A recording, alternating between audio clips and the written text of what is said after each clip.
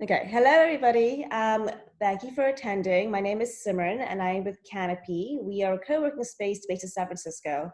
And of course, since we cannot have our events in person, we've pivoted to digital. And today we have Sarah Tullin and Nimisha Gandhi to give their little talk today. So go ahead and let's get started. Yeah. Yeah. I guess thank you guys so much for coming at 2 p.m. on your Thursday.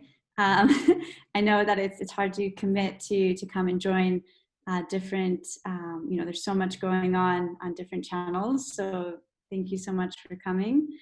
Because we're a small group, actually, I think we can sort of encourage a sort of conversation style. Both of us, myself as well as Nimisha, come from very different fields, but we're going to keep it around sort of how to nourish and ground during this sort of quarantine time. I'm coming from human design, and we'll be discussing a little bit about that, the different design types, and sort of how human design can show up in your unique design. I don't know how many of you are familiar with what human design is, but if you want to just type in the chat box if you've never heard of it before, or if you already know what your type is, that will help for me directing the conversation. And then Nimisha, if you want to introduce a little bit about yourself and dive in. Yeah, thank you. So I'm Nimisha, and I'm a functional medicine Ayurvedic nutritionist. I've also worked in infectious disease clinical research, and I'm also a meditation teacher. And so I really focus on preventative medicine, taking all the steps beforehand, before we get sick, and then what to do if we were to be sick with anything. And so I guess to start, I would love to know where everyone is at with their eating habits, especially while in quarantine. Everything, like our life has been kind of turned upside down, especially here in San Francisco, where we rely so much on going out to feed ourselves instead of cooking at home. So I'm just curious, like, what everyone is doing in the home to feed themselves. How are they finding getting groceries, and just their general feelings? What are your general feelings around this time? I don't know if you guys, you're welcome to unmute yourselves to answer those questions, or if you don't feel comfortable, you can also type in the chat box, and we're happy to have this be interactive since it's so small. Well, I can go first. So I really enjoy cooking, and this has actually given me an excuse to cook more because I don't usually have time to cook as much as I would like to. So it's been pretty good for me. I'm also living alone. So I'm like, I made a big batch. I'm like sharing with my friends, like, go like, do like, hands off, some like sharing food and whatnot. So I'm eating pretty healthy. I'm eating healthier than I usually do, I feel. But yeah, that's me. Yeah, that's great. Anyone else want to add to that?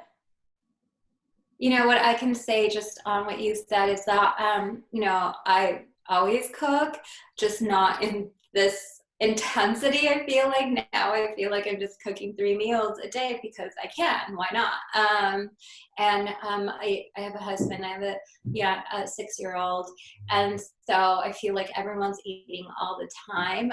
But what I always do, even before quarantine, was that I was always cooking big batches of stuff, and I would freeze half of it or a third of it. So they would be like emergency meals, or there would be meals for when I wasn't feeling up to cooking, and then pull them out. So that was always one strategy that has been working well even now, because I'll try just not to cook every day. The first week it was fun. By second week I was just like, oh, I'm over this. The other thing is, for connection, what I've been doing is that one of my friends who I really trust, like I believe that she's really good at keeping her space clean, and hasn't been exposed or been going out and exposing herself. So what we've been doing is doing like little sneaky food drop-offs to each other. Like I'll just make something and then I'll leave it behind a pot in front of her building, like a flower pot, and then I text her like, I just left you some food, and then she's been doing the same thing for me. So that has been a really nice way to stay connected to someone without physically seeing them, without physically exchanging, but still there, like that love and that thought is there. So we've been doing that and it's been feeling really good. From Tomoko, we have stay at home made me have too much delicious wines, gaining weight, so going back to my paleo diet. Yes, that has been coming up a lot too, because I think the first 2 weeks we really needed to kind of just not think about wellness or not think about all of these strategies that we've been bombarded with, and like really just feel and just kind of get used to this new idea, this new way of life, and grieve also. We were all grieving in a way because all of a sudden our life just stopped, the life that we knew, and we had to come up with new ways, and it can be very shocking to our nervous system, right? And like all of a sudden we have to just cook at home if we've never been cooks, or if we're extroverts and all of a sudden we have to stay home, or we're introverts and now we have to stay with people, see people all the time. There's just been so many shifts. So I think that first 2 weeks I was telling people, all of my nutrition clients too, I was like, do whatever you want. Like take this time to do whatever you want. You're going to come to a point where you're going to be like, okay, this is not serving me anymore, and I'm going to return back to my healthy ways, or start adapting new healthy methods, instead of kind of running over the emotions and numbing out the emotions that we were feeling about, like we were frightened. And I think we were justified to feel frightened or justified to feel sad. And now it's like, okay, now we felt that, and now we need to make this our new normal in a positive way. So yes, and I think I am a fan of the paleo diet if it works for you. I think it can be really healthy if you do it in the right ways, and you don't forget to have fun with it as well. Yeah, I think adding on to that, just what's really interesting for those of you, I don't know if anybody here really knows about human design. I know that Simon and Nimisha have been exposed to it a bit, but within human design, which is based off of a lot of different wisdoms, including Kabbalah, the chakra system, astrology, but also the I Ching and the 64 hexagrams, and so much more, going into epigenetics and a whole rabbit hole. There are parts of a chart that actually will show how do people digest their food. And one thing that's particularly interesting is that certain types in their chart, they digest best when they're in a comfortable environment. So you might have been noticing, about half the population run one way versus the other. But when you're in conferences or you're in the office and you're just sort of eating between meetings and meals, you don't digest your food as well. And now most of us are in a comfortable environment. We're at home, we're familiar with it. And so how our bodies are digesting the food during this time, I think is probably, like, if you've noticed, how is your body showing up now that you're able to really sort of focus on what you're putting into your body as well. Yeah, exactly. And then now we can set up the environment. Sometimes, like, I do believe in nutrient density, and I believe in eating clean and well, but I think the first step is that we need to calm down our nervous systems to eat. And right now we are in a heightened state of stress, but at home, if we can create that space, like, if you can set your table, like, make sure to eat all of your meals at the table, not on the couch, not on your bed, not on the floor, or maybe if you have floor style seating, that's okay, but like your designated dining spot, and then create the ambiance, put some flowers or candles on the table. Don't have mail on the table. If you also use your dining table as a desk, remove the computer and stuff, and really set the scene to eat, because that really cues in to your brain. and that you're ready to eat. So it starts switching gears, and then you start producing saliva, your acid production goes up, and then you start digesting food. But if you're eating in this chaotic environment, or with like, you know, just like watching the news or reading something while eating, you're still signaling to your brain that you're not really sitting down for nourishment, so you don't fully digest anything. And that could be your $12 green smoothie, or it could be a cupcake.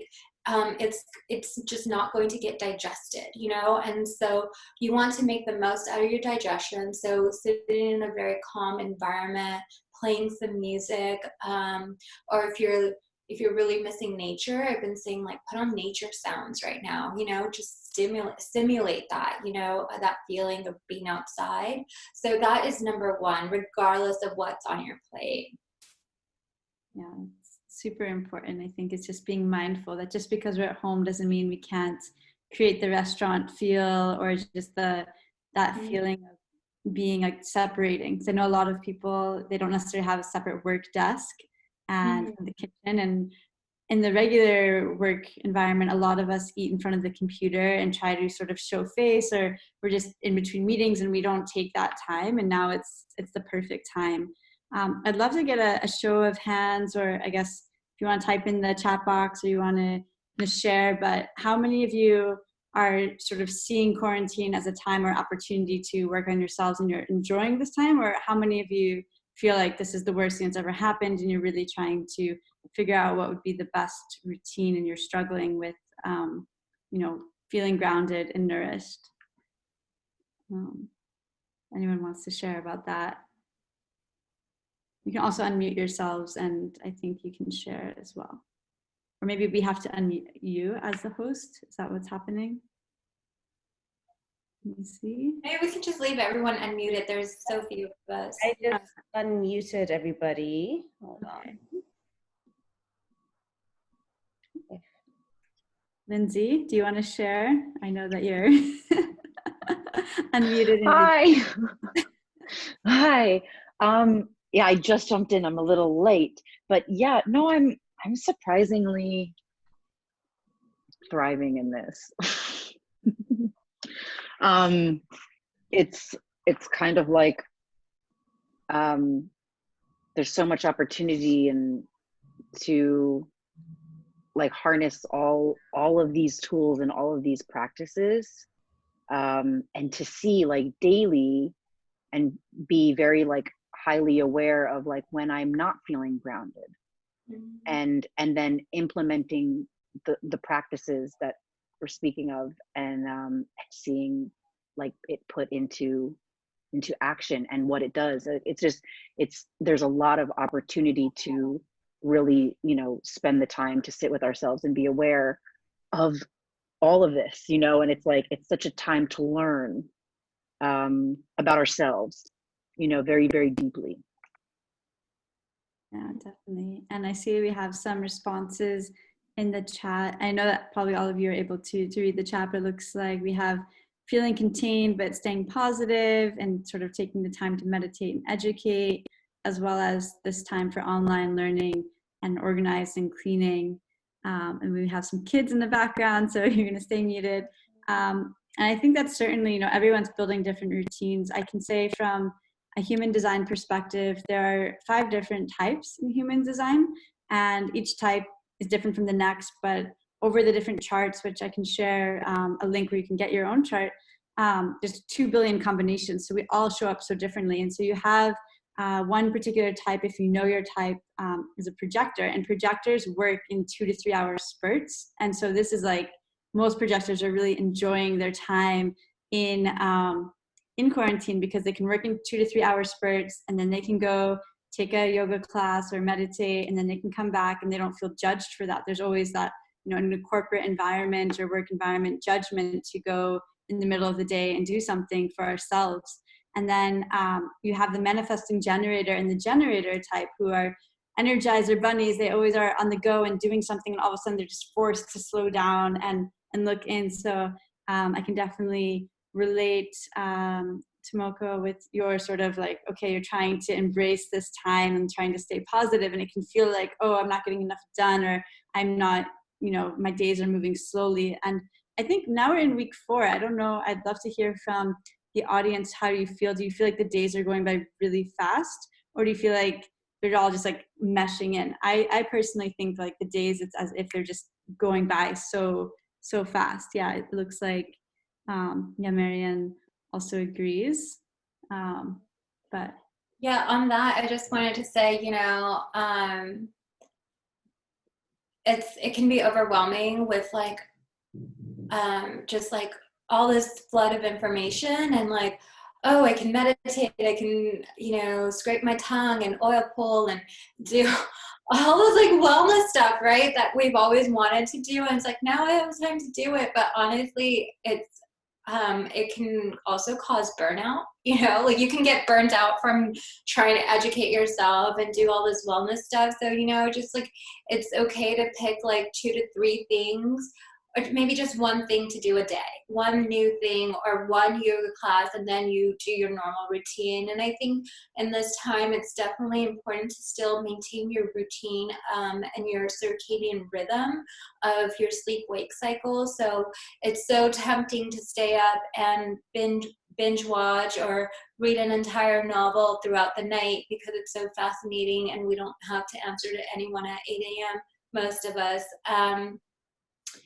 But it's not really healthy for our immune system. Not getting quality sleep and not sleeping in the night when it's dark, when we're meant to sleep, actually depresses our immune system. So it makes us more susceptible to illness. So that's not what we want right now, right? We want to boost our immune system and stay healthy. So it's really important to go to sleep by 10, 11 p.m. and again, wake up around 6 or 7 a.m. or whatever hour feels good, but usually going to sleep by 11 a.m. is really great for your body because that's when your liver starts cleansing, that's when your brain starts cleansing.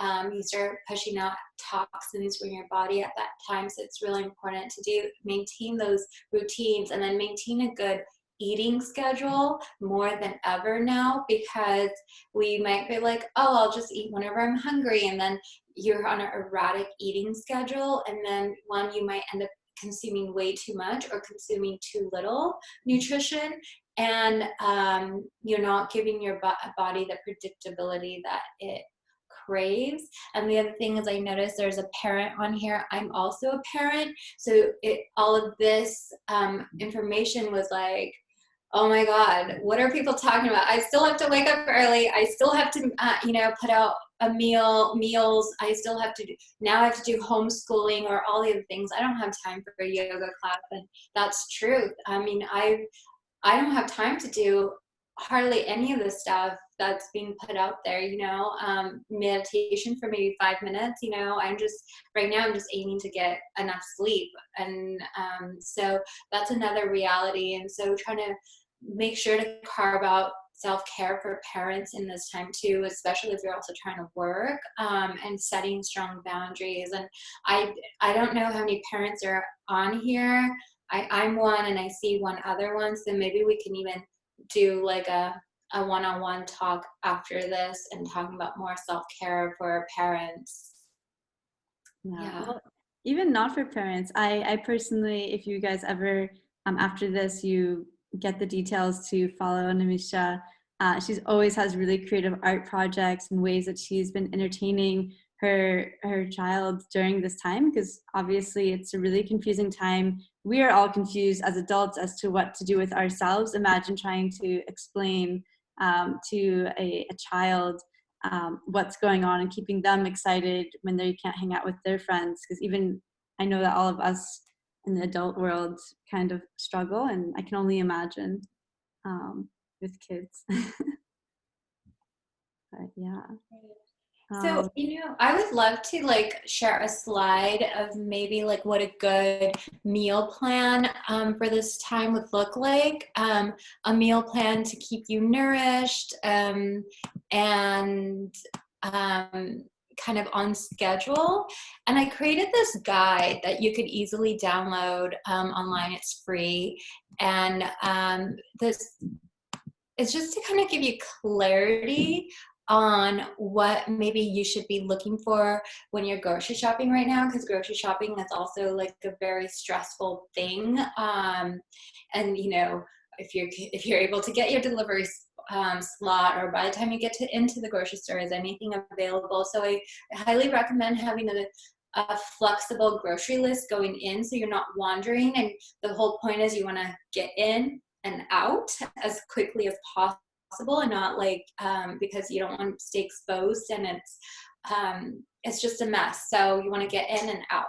And so in this guide, I did create like a prepare your kitchen. What are good things to have on hand most of the time? And if you can't find one thing, it's okay. There's always another substitute, and being flexible. And, you know, what does like a good, healthy eating plan looks like at this time? You know, you want to regulate your blood sugar, keep your hormones in balance, because if you are a woman, and if you are bleeding, you're cycling also, and at this time your hormones can be going through like a huge roller coaster because of the added stress and the abrupt change to your lifestyle. And some women might be having a really great time with their period because they finally get to slow down and give their body the rest it needs and the nourishment they need. So there could be two ways that's going on. And then you want to keep nourishing your gut, because your gut is the center of your immune system. 70% of your immune cells lie in your gut, in your colon. So you want to keep a good, healthy, strong digestion. And so this is what I kind of created, like what to eat for breakfast, for lunch, having a late afternoon snack, and dinner, and try not to snack too much in between. And of course, for each person and each design type, I'm sure this schedule looks a little different, but this is a general kind of idea of what it would look like to eat well balanced throughout the day, and if you're cooking for yourself. And everything here you can make a ton of and then repeat the next day, or repeat in a few days, or freeze it, so you're not constantly cooking and being overwhelmed with that aspect. So I just wanted to share that, and to kind of give you more clarity on what I mean about eating balanced. And now I'm trying to figure out how to stop the screen share. I think if you just go to the top. Yeah, it's. I don't know if I try to share my screen with something, it will take yours off, but.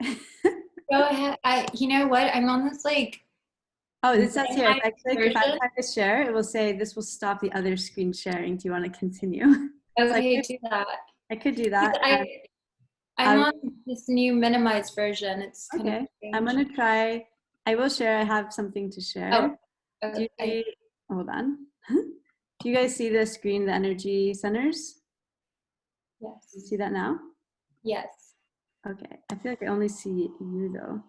Did I just get rid of everyone else? Oh, there we go. Everyone's still there. Sorry guys, we're all learning about Zoom. We're on week 4. We're all going to be pros soon. So I guess I will kind of segue into what Nimisha talked about. First of all, this is what a human design chart looks like. It might be total taboo to some of you on the call. Some of you might be familiar. But as I mentioned, human design is based on a lot of different ancient modalities, but the chart itself is based on 9 chakras. Something specific is the splenic center as well as the heart center, which you don't necessarily think about when you're looking at they call it the ego heart center, which is a little bit different than the 7 chakra system. But what I wanted to talk about here that I think relates a lot to digestion and also just grounding, every chart looks very different. I'm going to come to in a second to one where I want to talk about the solar plexus specifically. So all of us, about 50% of the population have the solar plexus defined, and 50% have it not defined, which means it's wide open. So here, this would be defined because it's colored in. And then, for example, if we come over here, this would be undefined because it's open.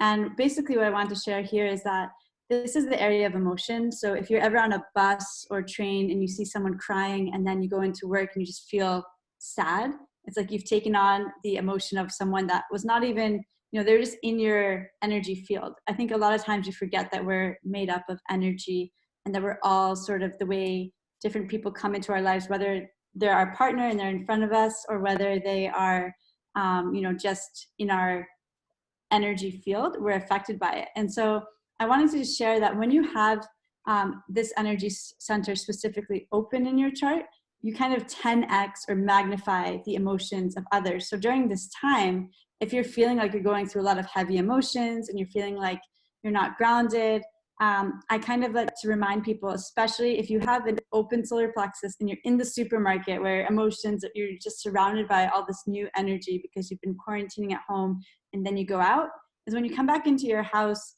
just like you take off your shoes, it's like take off the energy that you may have collected. It doesn't mean you have to sage yourself or do a full clearing bath, but it's like mentally just like take away that energy and realize that on your own, you're usually cool, calm, and collected, but you've sort of taken on this extra energy that is sort of in the outside. And I know a lot of us are doing these walks outside and we walk past people, so we're still very much affected. Another energy center I want to talk about is actually right next to it on the other side, which is the spleen. And the spleen is actually our oldest chakra. It's all about instincts. It's all about the flight or fight, how to survive. It's where our intuition comes from. And again, when it's open, naturally you might not be a fearful person. You don't really have fears. You're just kind of, this quarantine doesn't seem like it's too crazy, but then you might listen to the news, or you might be again at the grocery store and it's like you 10x the fears of others. So just as an example, this is what it would look like if it was sort of filled in. And all these different gates, they relate to the I Ching, the 64 hexagrams. So certain ones are sort of highlighted in charts where it's, naturally someone, for example, here, they would naturally not feel the fear, but then they have this 44 and it might become highlighted when they're in the supermarket and someone comes into their energy. And it's sort of this fear of like, oh, the past is going to repeat itself. And like, there's no solution to this pandemic. What am I going to do? And sort of just being aware of where your energy is and how it affects you.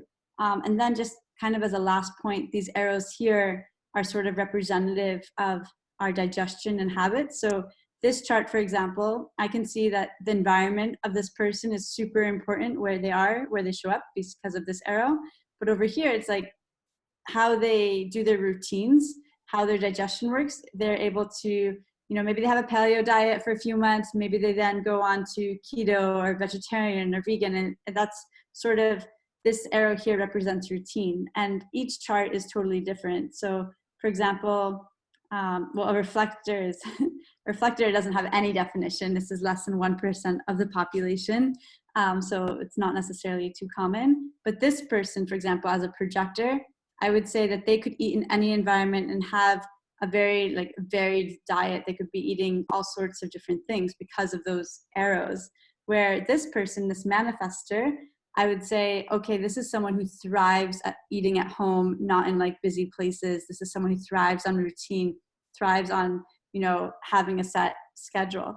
So each chart is very different, but I think as society, we all believe like, oh, this is the one way that's good. We all have to be raw vegan, or we all have to be having, keto diet. And so I think there's a big misconception, and just realizing and embracing that all of us are designed very differently and dealing with this very differently, but how can we sort of embrace our differences? Even going to sleep cycles. So this chart specifically has a cycle where they run on their own 24-hour cycle. So some people right now might be realizing that they're embracing working from 2 a.m. to 10 a.m. and then sleeping. Because it's the first time ever that they had the opportunity to explore their own 24-hour cycle. And that's very specific to the chart. You can see that this person would really thrive on that environment, where others, should be trying to stick to 8 hours of sleep or whatnot. So it is definitely fascinating. I will send in the chat a link where you can pick up your own chart, and then you can see, what resonates with you. A lot of it's just reaffirmation. But it is a cool way. Let's see, I'm going to stop the share, bring it back. Let's see. Are any of you, have any of you heard about human design or know about that? No. Well, you did mine the other day. Yes. Yeah. So did you feel like you learned about how you are with your routines or things like that from learning about human design? Yeah, I mean, so this was the first time I'd ever learned about it, and it was so interesting how accurate it was. I was like, wait, you already know me, but you know me. Yeah. Yeah, so that's actually been useful going into this and kind of like, okay, this is what I would do usually, but this is what I have inside me, how I can handle things. So it's been useful, having that reading done. Yeah. I know Tomoko asked where I learned about how I got into it. So 6 years ago, I had a mentor who has founded several medical hardware companies. I, at the time, was doing a medical hardware company. And she just told me, you have a 34 in your chart, we have to work together, zero context. It took me about 3 years and a giant book like this textbook. It started with Gene Keys, which is a deeper rabbit hole than human design that helped me get into it. It was frustrating that it took me 3 years to read a chart, but then doing courses and now just embracing and telling people about it. But super interesting, actually relating to nutrition. The Gene Keys have amino acids related to each number. So when you figure out your chart and you figure out how you show up or sort of in this lifetime, you can look at the amino acids. So for me specifically, when I have an open throat chakra, and when I start to lose my voice, I start to feel sick, arginine is a really important amino acid to start to add into my diet. And it's what helps me sort of get my voice back. So it's kind of like I'll go to a pho restaurant and I'll just have like a nice brothy soup and to get my arginine. And whether that's, through a supplement, for me personally, and I think this would be really interesting if Nimisha, you want to talk about sort of supplement vitamin C, for example, versus like, can I get it in bananas and grapefruit? Like, what is too much vitamin C? Or I think a lot of people right now are just like over supplementing their bodies because they think like that will help. But what would you suggest is best with food? And that's what I found so fascinating about human design also, because you read my chart, and Sarah and I have known each other for a few years now. And so, and I always, because I've studied functional medicine, nutrition, and Ayurvedic medicine, where it's all about the individual, your individual profile. Like, it's not about general statements. And in Ayurvedic medicine, you find your own dosha, meaning your own body type. And it's like, and it really highlights like your own sleep cycle, your own eating cycle, what kind of exercises that you would thrive on. It's like so specific. And then I think human design is like even a deeper level of that. So I found that to be really fascinating. And again, with supplements, I don't, in that guide, I did put a general supplement out because I feel like most people are undernourished. Even though we have an abundant amount of food, we're not nourishing ourselves with the right kinds of food, and if we're not digesting well. So I think, having some supplements right now are really important, especially vitamin D. We're spending even less time outside, and if you're in San Francisco, it's been cloudy and overcast for a few days now, and so we're not getting the vitamin D. And vitamin D is so critical for your immune system as well as everything else. So taking a high quality vitamin D, I normally have them to show, but I like taking a liquid one where it's like you only take 3 drops, and that's about 3,000 IUs. And I would say that's important. Vitamin C, and my motto is you cannot outrun a bad diet, and you cannot out supplement a bad diet. So you think you can just eat chips and cookies all day and then take a multivitamin, that's good. No, our bodies thrive on food that's been grown in soil, that eats soil, like real food, not lab grown food, not supplements are mostly lab made. And so our bodies don't recognize 50% or more of it. So it's really important to get your nutrients mostly from food, and then the supplements are just supplements. To kind of boost you a little bit, but they're not a permanent solution either. So those are my thoughts on supplements, as well as most of my colleagues. But in terms of vitamin C, it's water soluble, and you can only take and absorb so much at a time. So right now I've been recommending everyone to take 2,000 milligrams of vitamin C. In a supplement form, that's not a whole lot. It's almost like an orange, you know, it's not a whole lot, but don't take it in supplement. And food form, fine, take it, because in food you have complementary vitamins and minerals and amino acids to help balance it out. But in a supplement form, you probably only have one or two other things in there. So you're just getting the straight vitamin C. And you, like, if you take 2,000 all at once, you may only really absorb 200 of that and flush out the rest. So then it's just a waste. So break it up throughout the day. You want liposomal vitamin C, not the stuff that you get in that supplement everyone takes, Emergency. That's just pure junk. Like, really, you don't absorb much of it. You probably only absorb 10% of what they actually claim. So you have to be really careful about the kind of supplements you're going to take. It's better not to take any supplements than low quality supplements, because they become junk and toxins within your body too. And they impair your digestion. So I can talk about this all day. If you guys have any specific questions about that, feel free to put that in the chat. Yeah, I think that's been some of the sort of, I think, misinformation where people are like, right now, I think between the vitamin, like supplements that they should be taking, and then also grocery shopping, people, sometimes it's their first time really grocery shopping, and so they don't know what to buy. They think, oh, I'm just going to buy a ton of canned tuna because it won't go bad. And then obviously you shouldn't have canned tuna every day. And sort of like, what I think your shopping list that you have there, that suggested shopping list, is going to be so helpful for people to know, like, you know, just because we're in a place where you need to have a 2-week supply or 1 month supply does not mean that you need to eat rice and beans every day, army style. I think, do you guys have questions? Like, what would any supplements you like to keep? Collagen levels high.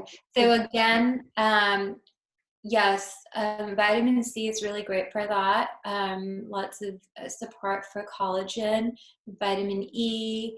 I would just say, you know what, if you're not already taking right now a really high quality multivitamin, do that as a start to build yourself up to do that for like a month or 2 months, and then you can start going super into individualized supplements as well, and individualized amino acids. But you want to get to like a good standing point, good base level with all of your nutrients. And then for collagen, more than taking a supplement, drinking bone broth water a few times a day actually would be the best source. I say bone broth is nature's multivitamin, because you're extracting all of the nutrients from the bones, all of the amino acids, all of the collagen, glycogen, like everything from that bone, vitamins and minerals, and then you're drinking it or eating it in the most absorbable way your body will recognize. You know, your body doesn't recognize pills, but it does recognize real food. So bone broth. And then I like this collagen brand called Ancient Nutrition, and it's a powder, and then you can add that into your smoothies or even into your bone broth to make it even more rich. What are your multivitamin recs? So I use a really high quality supplier that's mostly only available to trained practitioners, doctors, nutritionists, and I can put that link in there, and it has all of my supplement recommendations. You do have to sign on. It's called Full Script. You just put in your email address, and then if you click on it, it has like all of my supplement recommendations for like hormones, immunity, prenatal, all of that. It's in there. Yeah, I don't recommend most of the stuff that's available, like definitely nothing that's available at like Walgreens or Costco, and even at Whole Foods. I'm very like doubtful of that, because a lot of them have not been tested and they can be false claims or just have a lot of junk filler ingredients. I think adding on to that, I think one thing that I enjoy doing, D3, vitamin D, I take it in a dropper form. I also take magnesium in a dropper form, and they both taste disgusting alone. So I actually put the droppers in my bone broth, and then I sip on that, and it actually tastes really nice. I have like a lemon flavored D3 is kind of like a hint of, I don't know, they try to like mask it with a lemon flavor. And so for me in my head, I'm like, okay, it's going to be kind of like lemon chicken bone broth, and I'll add maybe some pepper or cayenne, and that can make it really palatable, because otherwise it's like drinking apple cider vinegar is also like, it's healthy for you, but it doesn't always taste well. It doesn't taste great sometimes. I don't know if you have a good dropper taste. I do have a great dropper vitamin D that tastes like nothing. Okay. It really doesn't, and it's paired with K2, which is really important. K2 is a vitamin we don't get enough of, and these all work synergistically together. And vitamin A right now is a good one to take. If you download that guide, it's all in there, seriously, with the amounts to take and how to take them. I put a lot of work and research into it. And then I just dropped a link for my supplement recommendation list, like the company where you can directly order from there. And it's like the highest quality. All of like the top functional medicine doctors and nutritionists use these brands. So yeah. Super helpful. How do you feel about keto pills? I've had too much wine. I need to get rid of I don't believe in pills. I think for when you drink so much wine and stuff, I think if you can get yourself into a sauna, that would be really great. Or like some kind of like a bath where you're just sweating out a lot. I think that'd be a great way. And then slowly easing into, like I think you had mentioned, a paleo diet or some sort of cleansing diet, but also that's not too taxing for your liver, because wine is very, very taxing for your liver. So you want to do like a slow detox, maybe instead of going straight up keto. And I do believe in keto. I'm not a keto expert. I don't work with that kind of population. So I don't know too much. I'm not an expert in it to talk too much about it. But definitely you want to do a slow transition. Like let's say you've had 2 weeks of just drinking too much wine. Now you want to start easing off, and you can start by like intermittent fasting. That is a good way. And then eating a really nutrient dense meals. And so by what I mean by intermittent fasting is maybe like stop eating at 6 p.m. and don't eat anything again until 10 a.m. and like really give yourself a break. And then that first meal you have, make it a high fat, high protein, lots of vegetables type of low grain meal, and then fast in between meals. And then that's a good way to kind of start supporting your body after a binge period. I think another thing that, you said, I was just going to get into it actually. So types of exercise and day and frequency. So I was actually just going to mention about that. So just because we are in quarantine, you can still safely exit your home with a mask. You can wear gloves. There's a lot of, protective measures that you can make that would make going outside safe. A lot of times, I know personally, my first week of quarantine, my phone, I wear an Apple Watch, and it literally was like, you're walking 300 or 3,500 steps less than usual. And I was like, oh no, like, what does that mean? That's like a mile distance I'm walking less. And so I actually, it's actually a really fun way to stay accountable. But if you have any friends, if you have an Apple Watch or different types of ways to track, even on your phone, it will track your steps and sort of get an accountability buddy. I'm hooked up to my cousin, and we kind of make sure that we're doing around 10,000 steps every day. And San Francisco, which I imagine most of you, I know Lindsay is in Encinitas, which is also beautiful, but the weather's been great, and it's been totally, I've discovered so many different things just by like making it my goal every day to get out of the house for at least an hour and go on like a very long walk.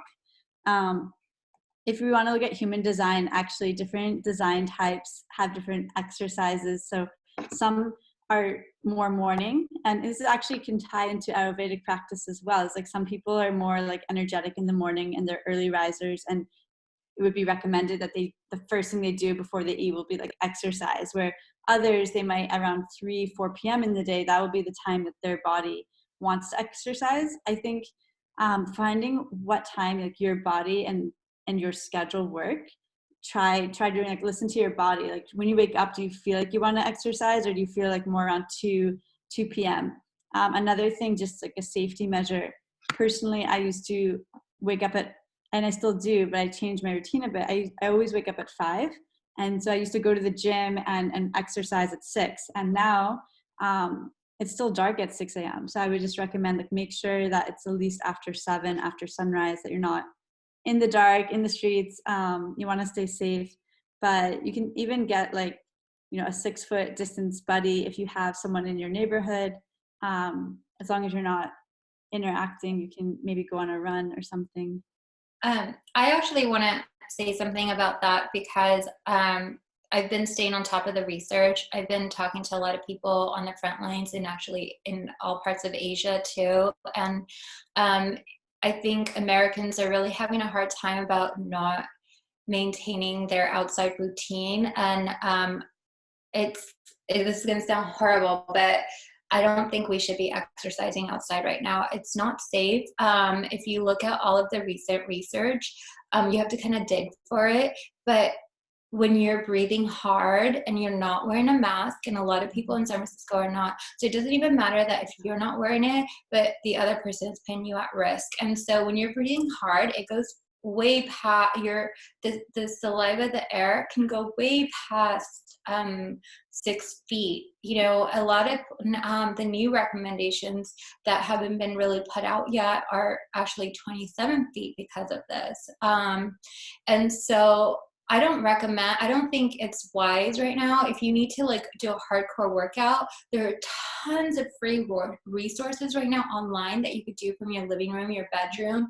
You could do that and then go outside for that time in nature where you're more peacefully and mindfully walking. Yeah. Leave your phone in your pocket or at home, because a lot of times I'm seeing people, like, just on their phone, and I'm like, well, what's the point of being outside then? And it's actually, I have a lot to say about that, because it makes it really unsafe for families, for people with children to be outside and enjoy that time, for older people, and just, I think if you're exercising outside, you need to be really mindful and not.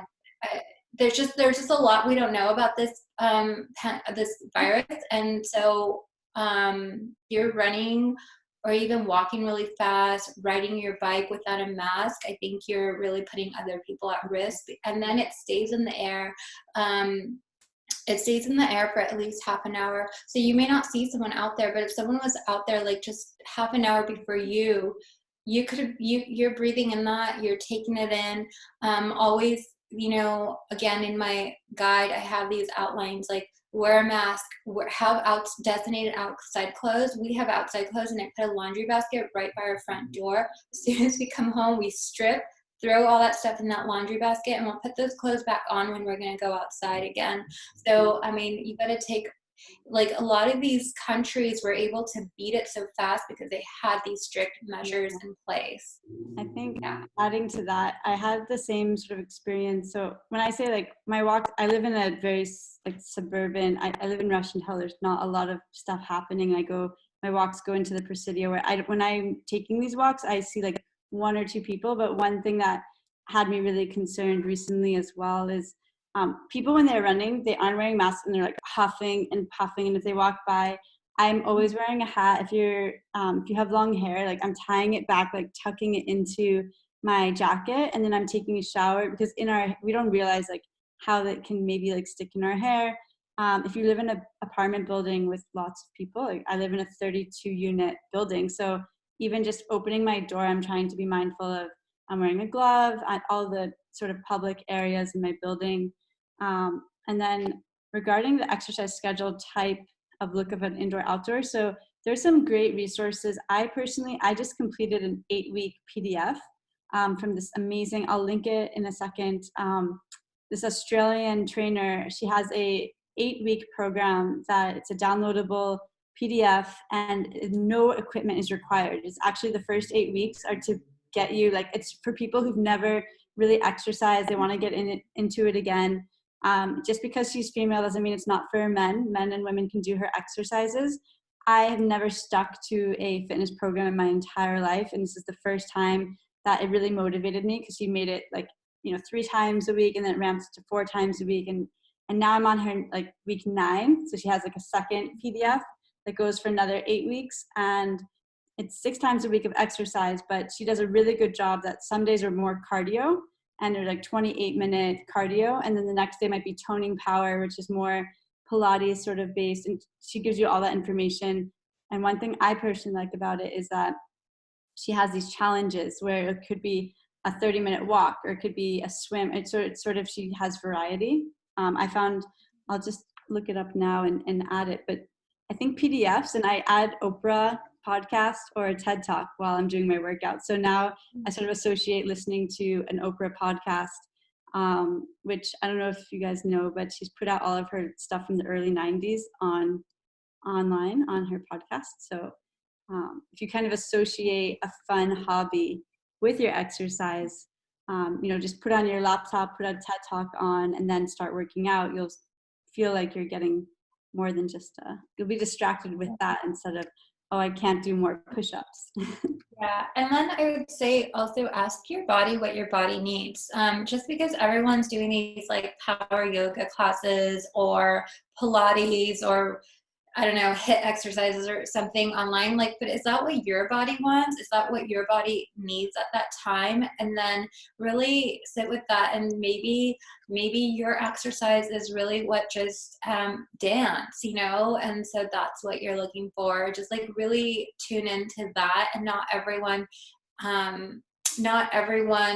feels into the same exercise as like it's, again, like diet and food and sleep, it's not the same for everyone. So I would really look into that. And one thing is like try not to sit for more than 45 minutes at a time. So make sure you get up, you stretch your limbs, just stretching. I love foam rolling. I think foam rolling is really great once the first few days might be a little painful with foam rolling because it's like, whoa, what is this? But after that, and you can ease into foam rolling really gently, but just like making sure you foam roll a couple of times a day, that can get your, can break up a lot of the stagnation in your body as well. Feeling your body, like just tapping yourself, can really help wake up nerves and muscles and bring more awareness. And so there's more gentler things you can do. And then it also can, if it can depend on your mood too. Like if you're on your period, just take that time off to not feel guilty about not exercising, right? Like we don't have to. Maybe your exercise at that time is just deep meditation, and that's enough. And then maybe when you're feeling really energetic, you can go and watch like a CrossFit or TRX video and do that in your living room. So again, it's really tapping into your own self, bringing awareness into your own body, and asking what your own body needs. I think also with that sort of segue topic, what's really cool about, we'd love your feedback to hear how do you think about these sort of little sessions, but we do have a plan where other healers are going to be talking weekly with Canopy. We're super grateful that Canopy has given us this space to try this out, and some of our healers actually specialize in yoga. We also have a chiropractic doctor she'll be on to discuss how should you be sitting at your desk. And what's really cool about their way of working with their clients is not about like, okay, this is the way you need to sit, but they actually talk about the connection of mind, body, and spirit, and how that has to do with everyone's individual and unique posture. So I would definitely recommend attending those sessions as well. They'll definitely have a lot of resources on that. Thanks everybody for coming. If there's any more questions, you can get them in now. But yeah, as Sarah said, we're going to be doing this every week with different healers at the same time on Thursdays. So we hope to see you next time. Yeah. And stay in touch with us.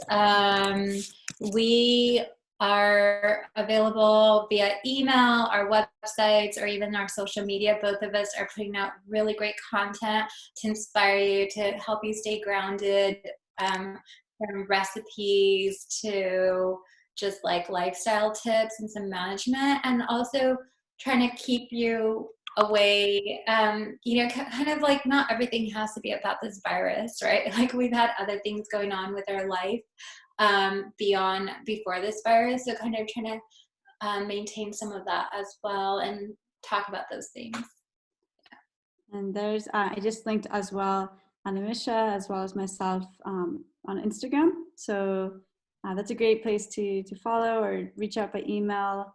And we hope that you guys will come back next Thursday, 2 to 3. There's going to be some really cool healers. I think it's going to be Elaine, who's going to be focused in yoga and then and postures there, but also Will Caddy, who he's a brand manager at Reddit by day and a amazing healer also by day and night. And I think Alex May, who he's hilarious. I have no doubt it's going to be also a funny session. But he's really incredible.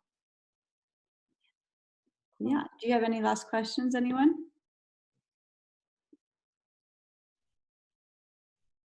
All right. Well, I'll give everyone a minute to if they want to copy down the links and whatnot, and I will end the meeting shortly.